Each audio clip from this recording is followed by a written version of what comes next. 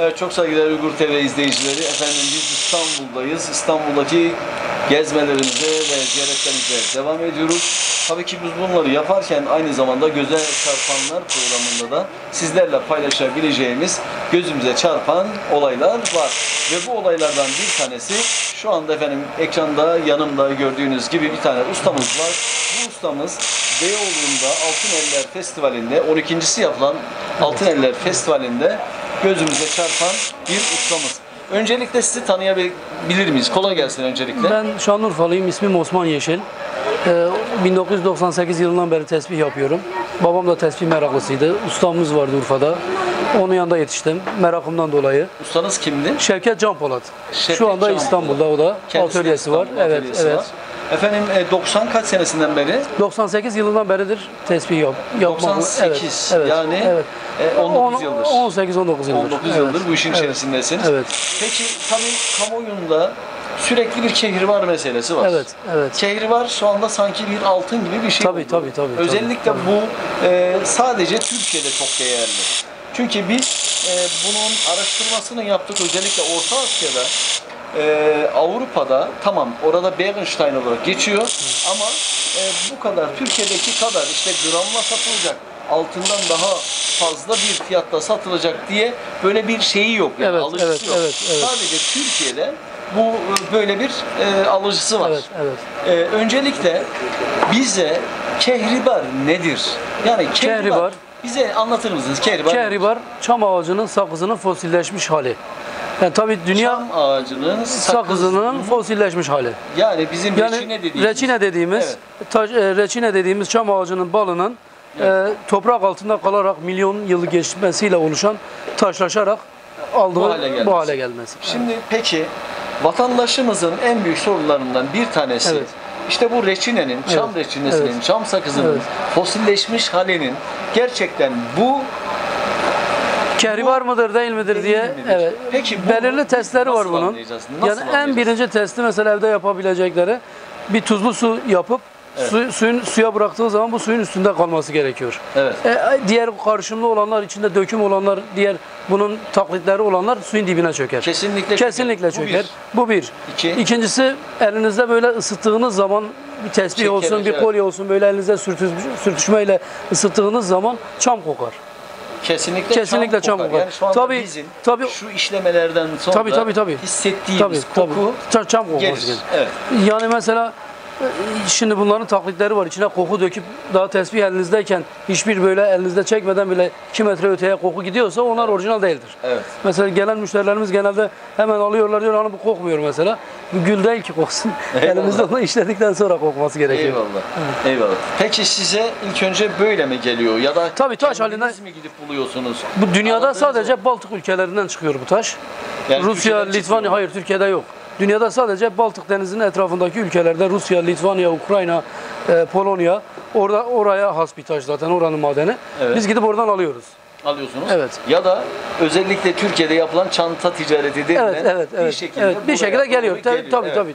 Ve sizler de bunları alıyorsunuz, işliyorsunuz. Evet. Peki günümüzde kehribarı tabii ki siz tanıttınız. Dediniz ki ilk önce ne yapacak? Tuzlu bir suyla test edeceğiz. Suyun üstüne durursa orijinal. Evet.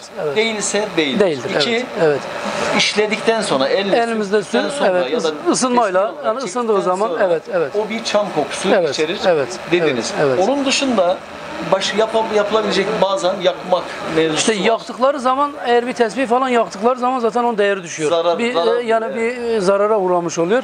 Yani yakma da yani yakılmasındaki sebep de yine kokusunu alabilmek. Evet. Mesela yaktığınız zaman bu çam kokar ve eskiden bunu barut olarak da kullanmışlar Osmanlı zamanında.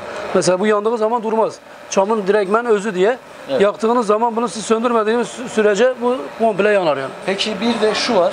Özellikle ateş kehribarda ve damla kehribarda onun belli bir rengi alabilmesi için yılların geçmesi lazım. Özellikle Osmanlı damlasında o rengi alabilmesi en az 80 mesela şimdi Osmanlı sıkma kehribarlar eskiden kalmış olan objeler geliyor bize. Biz onu kestiğimiz zaman dış rengi mesela diyelim ki koyu vişne rengi ama kestiğimiz zaman içi sarı çıkar. Tabii sarı çıkması gerekiyor. Onu anlatmaya çalışıyorum.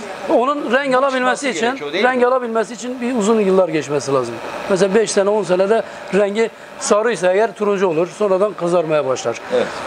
Peki efendim şu andaki dünyadaki değerini, gerçek değerini bulmuş durumda mı sizce kehribar? Kehribar sadece Türkiye'de mi? Hayır. Sadece Türkiye değil. Özellikle Çin bütün Baltık bölgesindeki taşların %80'ini Çinliler alıyor. Şu anda evet. Mesela onu ilaç sektöründe de kullanıyorlar bunu. Takı, aksesuar olarak da kullanıyorlar. Şu anda en çok alımı yapan Çin. Evet. Bu taşı. Ondan sonra Arap ülkeleri mesela Kuveyt olsun, Birleşik Arap Emirlikleri olsun. Yani onlar da kehribar haricinde başka bir malzeme kullanmak istemiyorlar. Tespih merakları var. Ve özellikle bu sarayda kullanılmış. Tabii. Osmanlı sarayında kullanılmış. Peki ne zaman başlanılmış kehribar kullanılmaya biliyor musunuz? Yani kehribar kullanılmaya Osmanlı sıkma dedikleri kehribar 1800. Sıkmadan kastımız nedir? Şunun kalıplaşmış bunun için yani 1800'lü yılların sonunda bir tane Alman profesör bunu dökmüş. Bunun içinde tozu da var ve diğer kimyasal malzemeler var. Evet. Onunla dökmüş, formülünü de kimseye söylememiş diye. Şimdi yeni yapılan üretimler hiçbir zaman o ilk yapılan üretimin tekini tutmuyor. Evet. Peki sıkma ile damla natüreldir. Evet. Tamamıyla doğadan çıkmış şekli. Şudur tabii. Evet. Sıkma kehribar dediğimiz işlem görmüş. İşlem görmüşten kasıt şu mu işlem görüyor? Hayır. Yoksa bunun tozu mu işlem görüyor? Tozunu başka kimyasallarla karıştırıp döküyorlar. Çoğaltarak. Evet, çoğaltarak. Evet. Peki o zaman sıkma onun özelliği yok tabii. Daha ucuz. Ucuz değil. Osmanlı sıkma olan o dedikleri eski orijinal yani 1800'lü yıllarda dökülen formülü olmuyor diye antika değerinde diye şu anda o bundan daha pahalı. Ama o da dökülüyor. Ama kimyasal bir malzeme. Yani onun içinde kimyasallar var. Fenol diye bir malzeme var içerisinde. Tabii. Mesela bu şu anda sizin kendi el ürünümüz damla kehribar. Şimdi bu damla. Evet. Yani bu. Bu evet. Kayası da bu, taşı da bu. Evet. Yani ham maddesi bu. Ham maddesi bu. Kendisi işlenirken böyle bitmiş hali bu. Peki yani o şeyi de göstereceksiniz bize. Damlayı göstereceksiniz. Tabii. Şu andaki bunun fiyatı ne kadardır? Şu anda bu $2000. Bu $2000. Evet. Peki bunun kim belirliyor? Bu piyasayı kim belirliyor? Piyasası yani bu şekilde belirleniyor. Allah'ın ham malzemesinin belirli fiyatları var zaten alındığı zaman. Buna kaç gram malzeme gitmiş, o malzemeye göre, milimine, ebatına göre fiyatlanıyor. Evet. Yani gramına değil, milimine, ebatına. Tabii. Mesela taş olduğu zaman bir 100 gramlık bir taş bittiği zaman 20 gram kalıyor. İşte tesbih olarak tamamıyla bittiği zaman 5'te 1'i kalıyor. 5'te 1'i kalıyor. Evet, diğerleri fil oluyor. Eyvallah. Peki bize şeyi gösterecektiniz. Sıkma kehribar. Sıkmayı gösterecektiniz. Mesela bu Osmanlı sıkma, bu ateşi, bu da mesela bunlar Osmanlı sıkma. Osmanlı sıkma. Evet. Efendim gördüğünüz orijinal Osmanlı sıkma kehribar. Harika bir şey. Peki bunun fiyatı nedir? O 1500 lira. 1500 lira. Evet. Peki bu farklı yerlerde farklı fiyatlar bulabiliyor mu? Mesela burada bu fiyat olur da işte diyelim ki... Tabii. Yani o müşteri, yani o satıcının... Kimin elinde olduğuna bağlı. Kimin elinde olduğuna bağlı ama bilen adam eğer o işin yabancısı değilse eğer belirli bir piyasası vardır, ondan haberdardır. Eyvallah. Peki bu ne kadar? Bu da ateşi kehribar dediğimiz. Ateş kehribarı bu. Peki nereden bileceğiz bunun ateş kehribar olduğunu? Yani belirli... Biz mesela yıllardır işin içindeyiz. Elimize aldığımızda bile hassasiyetinden bile anlıyoruz hangi malzeme olduğunu. Bu da sizin dediğiniz gibi herhangi bir plastik bir parça olabilir. Zaten yani olabilir tabii. Onun için ben nasıl anlayacağım bunu? Mesela bunu anlamanız için bunun da kokusu vardır mesela. Belirli kokusu vardır. Ateş kehribara has.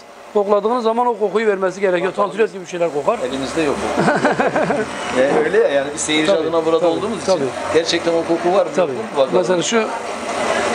Mesela bunu yapsanız bunda da o koku var.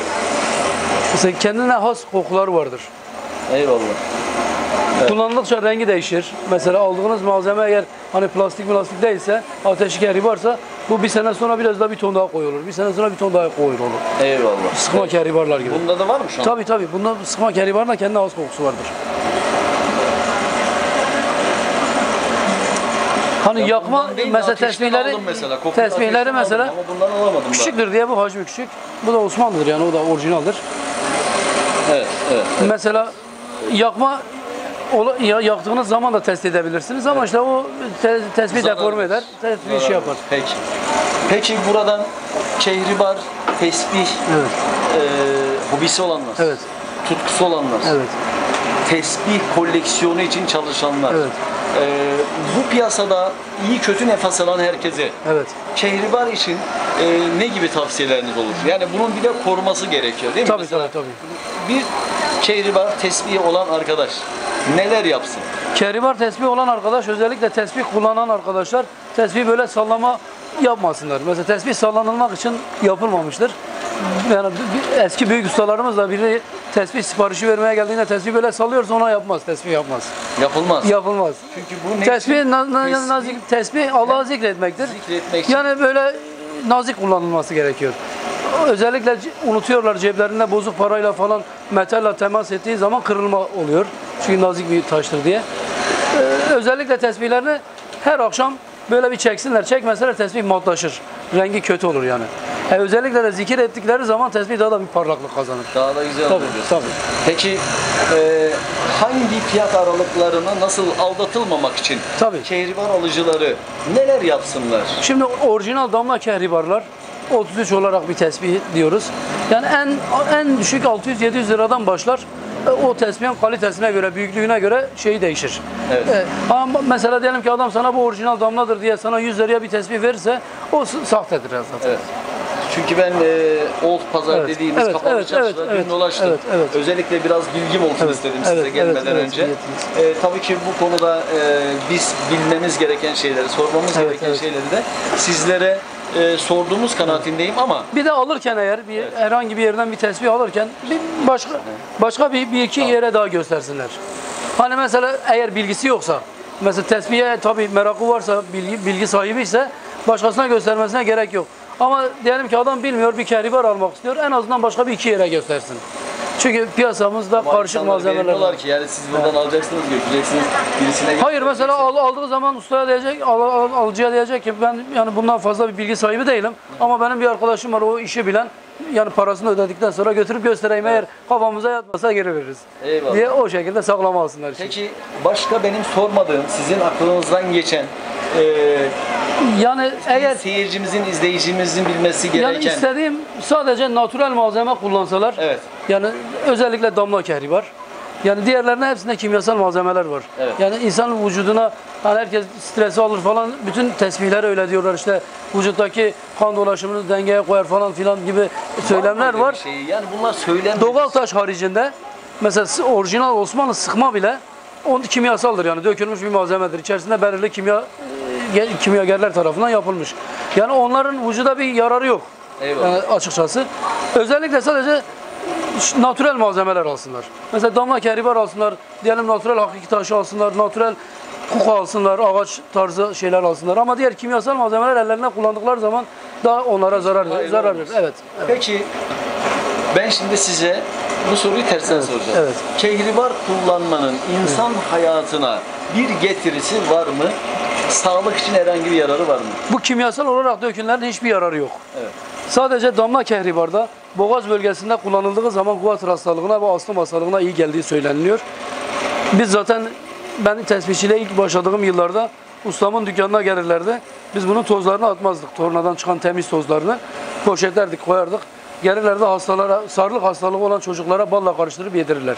Yani Urfa'da geleneksel olarak bu şey var yani. Yani çamın özü diye balla karıştırırlar. Peki bir yan etkisi falan olmuyor mu? Hayır, hayır. Peki iyileşiyor muydu çocuklar? İyi- Çünkü aman söylediğinize dikkat edin. Şimdi buradan Hayır. bizi izleyen izleyiciler Tabii, daha sonra tabii. bunu yaparlar. Yani evet, yani bunu yaparlar sonra değil mi? Yani bunu bir şey Yani ben geleneksel gördüğümü söylüyorum. Urfa'da yıllardır, 50 yıldır, 100 yıldır kehribar işlenildiği zaman temiz olarak, bu kumlu olan kağıttan çıkan değil, tornadan, bıçaktan o çıkan temiz tozunu balla karıştırıp yedirirler. Ben de bir gün denedim. Nasıl? Yedim, ben Ukrayna'daydım. İşte dedim millete diyoruz ki işte tozu falan iyidir, iyi gelir diye. Ben de bir deneyeyim yani, en azından millete Normal söylüyoruz yani, evet. bir şey zararı varsa olur diye. Yani onu balla karıştırıp yediğiniz zaman kanı hızlandırıyor yani. O soğuk bölgede ben mesela yüzüm gözüm böyle kırmızı olurdu, şey olurdu yani. Isınırdım yani. Yani ben de diyecektim yoksa Urfalıların hani sesi güzel olur. Önceden Kehribardan.